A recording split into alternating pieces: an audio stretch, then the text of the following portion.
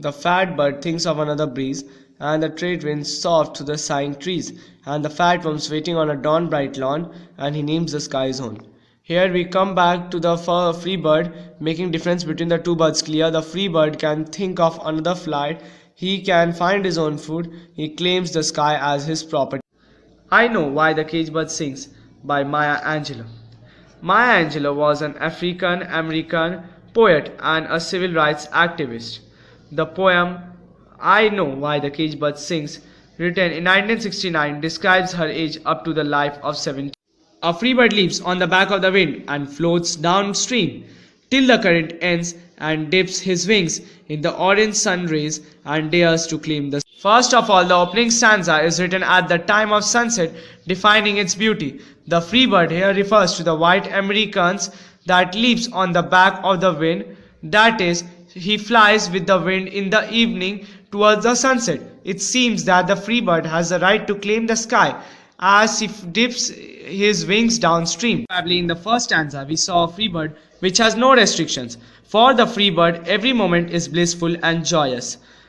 But a bird that stalks down his narrow cage can seldom see through his bars of rage. His wings are clipped and his feet are tied, so he opens his throat to sing. A sharp contrast is brought here as the condition of an encaged bird is shown. His wings are clipped and feet are tied. He can hardly move out of his cage.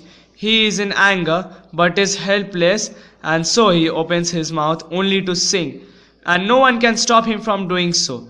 Thus, while the free bird can enjoy the full sky, the encaged bird cannot see a glimpse of it.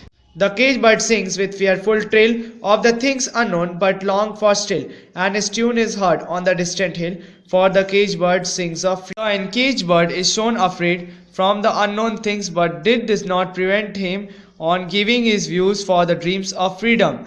His voice is heard far and wide as he sings. But a caged bird stands on a grave of dreams, his shadow shouts on a nightmare scream. His wings are clipped and feet are tied, so he opens his throat to sing. This is again a shift to the encaged bird and his helplessness.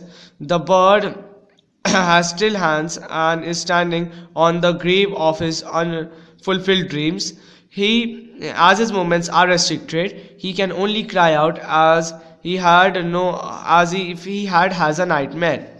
The caged bird sings with fearful trill of the things unknown, but longed for still, and his tune is heard on the distant hill, for the caged bird sings of. This is the repetition of stanza 3.